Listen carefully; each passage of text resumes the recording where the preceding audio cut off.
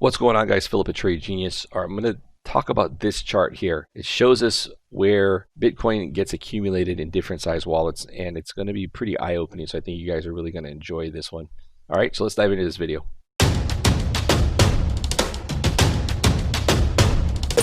Trade Genius. Guys, really quickly, you'll notice our MTF indicator flipped long overnight. It ended up breaking this trend line here and then really started a nice move up. And then the fulcrum had nice runs of green out of the pink zones. We're pulling into another pink zone here, which we're looking at for a dip to buy. So again, great tools that we have here. If you're interested in getting them, head over to tradelikeagenius.com or tradegenius.co. Black Friday specials are running. These are the lowest prices of the year. If you want to get our fulcrum and indicators, that's the $7.99 bundle. Again, this is an extra markdown because of Black Friday. If you want to get into the room with us, get our profit ribbon and the profit ribbon video series. $2.99 gets you into the room there. That's for 12 months on all of this stuff, guys. So pretty economical. All right, let's dive into the chart. And what we're talking about here is, this is actually, you can view this yourself at whalemap.io, whalemap.io. And what this does is this shows us what size wallets are accumulating Bitcoin at what price. So it's a very visual reference. So you can see where we are here. Now, if you look back to this point in the cycle, if we were to compare cycles, basically where we are now is end of 2016 as far as where we are post-halving, right? And we're seeing this move up currently like we have here.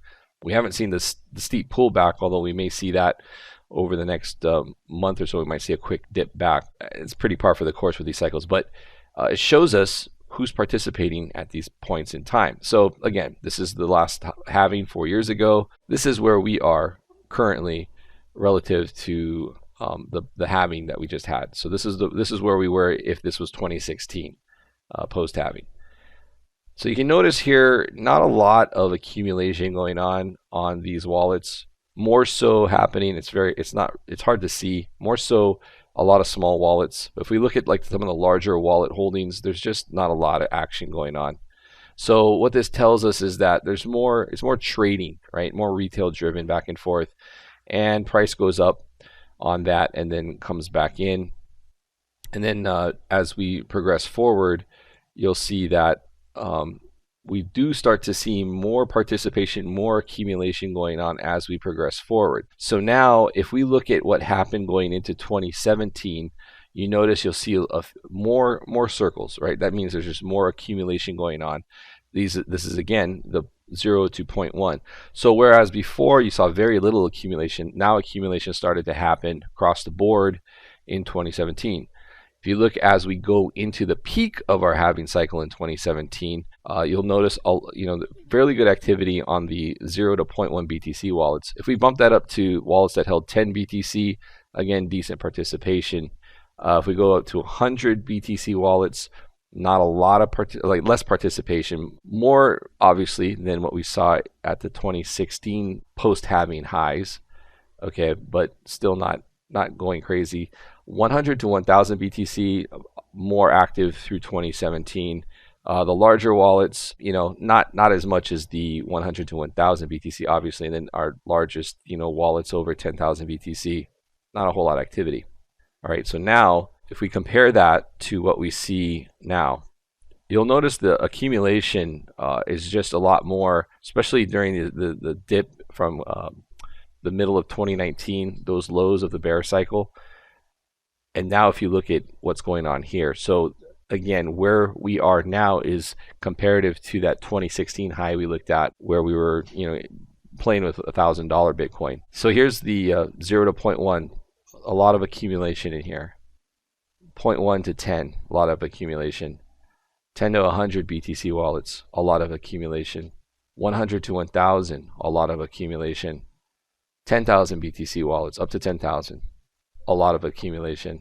And then the big boys, over 10,000. Exchanges, large funds, things of that nature.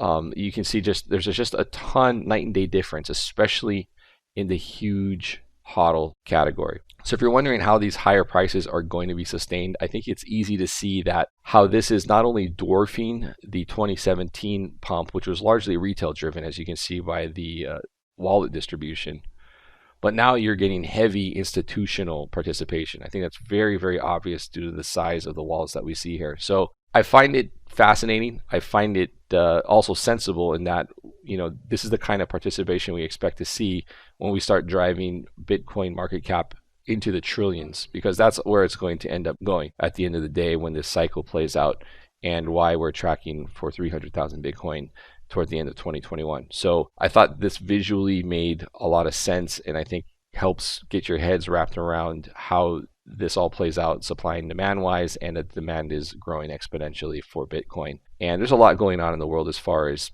inflation. I think the cat's out of the bag on that one with the central banks, and I think most of the smarter players know that. So this really becomes a giant hedge against inflation, which is inevitable at this point because of the way that the central banks have decided to handle monetary policies worldwide.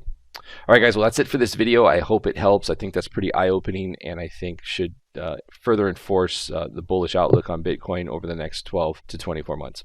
All right, guys, thanks for watching. Please hit like and subscribe on the channel. It really helps us out. I'll see you on the next one. Take care. Bye-bye.